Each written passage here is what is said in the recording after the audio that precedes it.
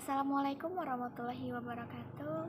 Perkenalkan, nama saya Yasmin Anissa Panjaitan dengan NIM 0704211013. Saya dari Biologi 2, Fakultas Sains dan Teknologi Universitas Islam Negeri Sumatera Utara. Baiklah, di sini saya akan memaparkan materi saya untuk memenuhi tugas ujian akhir semester berjudul Pengaruh Bahasa Asing Terhadap Pembentukan Bahasa Indonesia. Adapun materi yang ingin saya sampaikan, yang pertama adalah sejarah singkat terbentuknya bahasa Indonesia, yang kedua adalah pengaruh bahasa asing terhadap bahasa Indonesia, dan yang ketiga adalah bahasa yang menjadi sumber penyerapan bahasa Indonesia. Sejarah singkat bahasa Indonesia. Peranan bahasa dalam manusia sangat besar.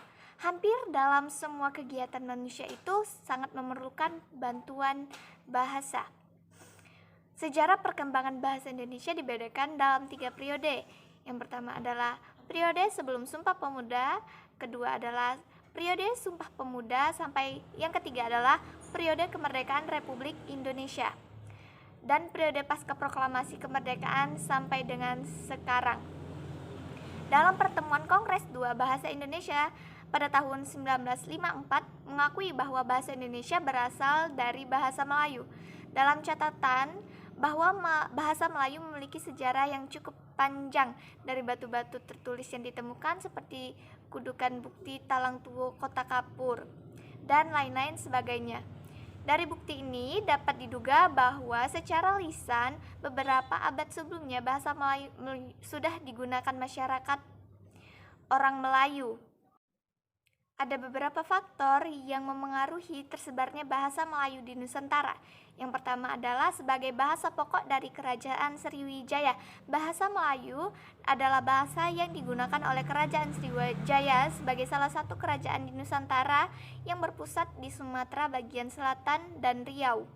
Yang kedua adalah pusat perdagangan, merupakan wilayah pusat perdagangan internasional. Di wilayah inilah terjadi pertemuan dagang antar pedagang di Nusantara dengan pedagang yang datang dari luar Nusantara.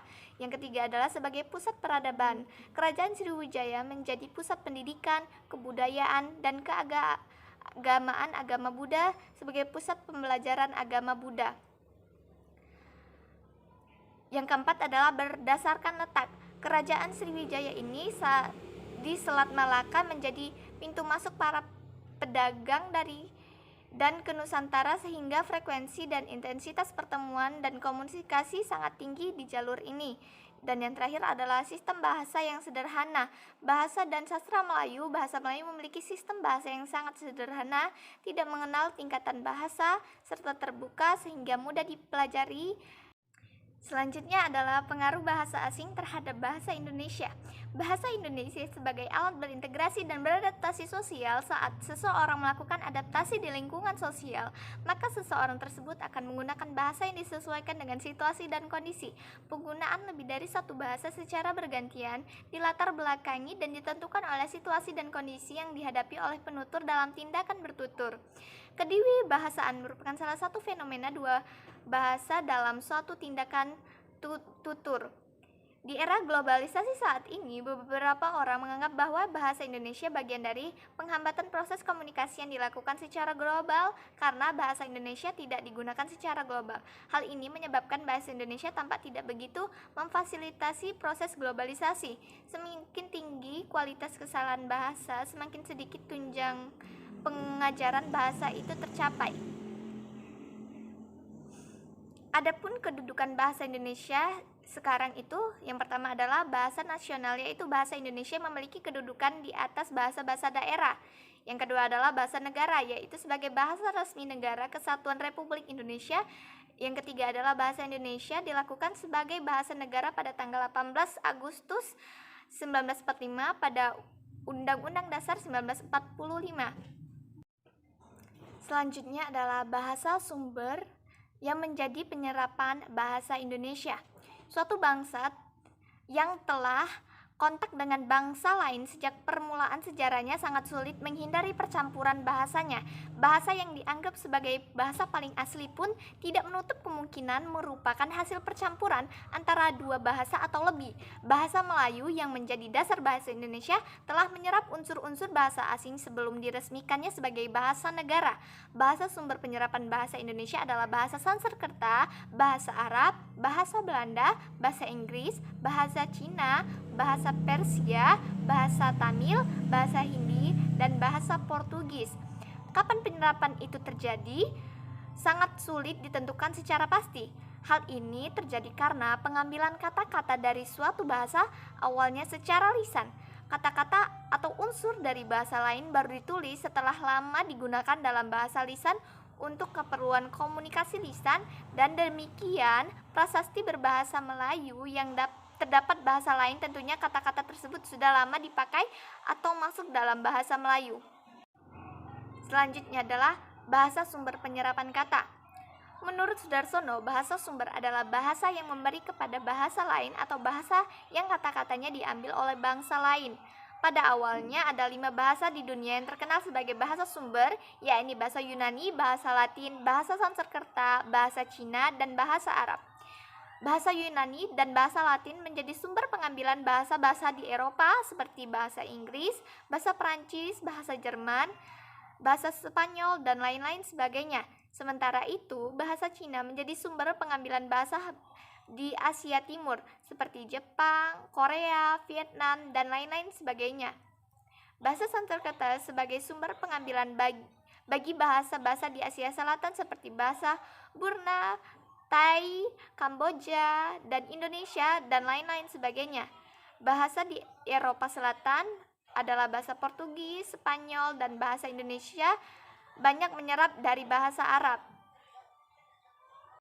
Selanjutnya adalah bahasa sumber penyerapan bahasa Indonesia, bahasa Sanskerta. Bahasa Sanskerta adalah bahasa tertua sebagai sumber penyerapan bahasa Melayu, bahasa Indonesia. Hal ini terbukti pada akhir abad ke-7 atau pada tahun 684 Masehi ditemukannya prasasti di kota Palembang yang menggunakan beberapa kata Sanskerta. Menurut Purbajakarta bahwa bahasa Sanskerta pada awalnya mempengaruhi bahasa Jawa ketika orang Jawa mempelajari bahasa Hindu. Bahasa Sanskerta adalah bahasa literal atau bahasa sastra atau buku. Jadi bahasa Sanskerta bukan bahasa sehari-hari yang digunakan sebagai alat komunikasi masyarakat. Bahasa ini digunakan dalam kitab Weda dan sastra agama.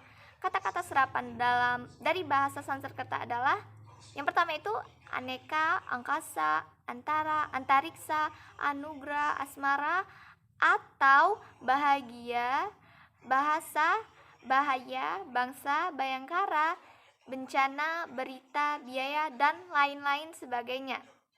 Yang kedua adalah bahasa Arab. Bahasa Arab sebagai bahasa sumber kedua setelah bahasa Sanskerta dibawa ke Indonesia mulai abad ke-7 oleh saudagar dari Persia, India, dan Arab yang menjadi penyebaran agama Islam sejak abad ke-12. Bahasa Arab mulai mempengaruhi bahasa Melayu terutama sejak banyak raja yang memeluk agama Islam. Selanjutnya adalah bahasa Eropa. Bahasa sumber yang ketiga adalah bahasa Portugis yang merupakan bahasa Eropa yang pertama sebagai bahasa sumber. Setelah itu bahasa Belanda dan bahasa Inggris. Bahasa Portugis mulai dikenal oleh masyarakat penutur bahasa Melayu sejak tahun 1511 ketika bangsa Portugis menduduki Malaka. Pada abad ke-17, bahasa Portugis menjadi bahasa perhubungan antar etnis di samping bahasa Melayu. Berbarengan dengan kolonialisasi, orang-orang Portugis juga datang membawa sejumlah agama yang mula-mula dimaksudkan untuk memberikan pelayanan rohani kepada mereka. Di kemudian hari, para agamawan itu pun mulai menyebarkan Injil di kalangan penduduk setempat, sehingga terjadilah interaksi yang lebih erat antara budaya Portugis dan budaya lokal. Contoh kata yang diserap dari bahasa Eropa adalah algojo, almari, armada, bangku, bendera, beranda, biola, boneka, celana, dadu, dewan, dipan, dan lain-lain sebagainya. Sedangkan contoh antara bahasa Indonesia dengan Portugis adalah bangku. Bahasa Portugisnya tuh banco. Bendera, bahasa Portugisnya bandeira. Bola dalam bahasa Portugis tetap sama, yaitu bola, dan lain-lain sebagainya. Bahasa Belanda mulai mendatangi kepulauan Nusantara pada awal abad ke-17 secara bertahap. Belanda dapat menduduki banyak daerah di Nusantara. Walaupun demikian, bahasa Belanda tidak sepenuhnya dapat menggeser kedudukan bahasa Portugis karena bahasa Belanda lebih sulit dipelajari dan orang-orang Belanda tidak suka membuka diri bagi orang-orang yang ingin mempelajari kebudayaan dan bahasa Belanda. Belanda adalah sumber utama untuk menimba ilmu bagi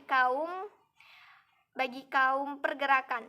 Oleh karena itu, komunikasi gagasan kenegaraan pada saat negeri ini didirikan banyak mengacu pada bahasa Belanda. Unsur-unsur bahasa Belanda yang paling banyak diserap adalah berkaitan dengan administrasi. Contohnya adalah abnomen, advertensi, afdol, akte, akuntansi, andil, baju, ban, bangkrut, bengkel, bon, bandel, dasi, daster, decking, diet, dinas, dongkrak, dosen, eksentrik, dan lain-lain sebagainya.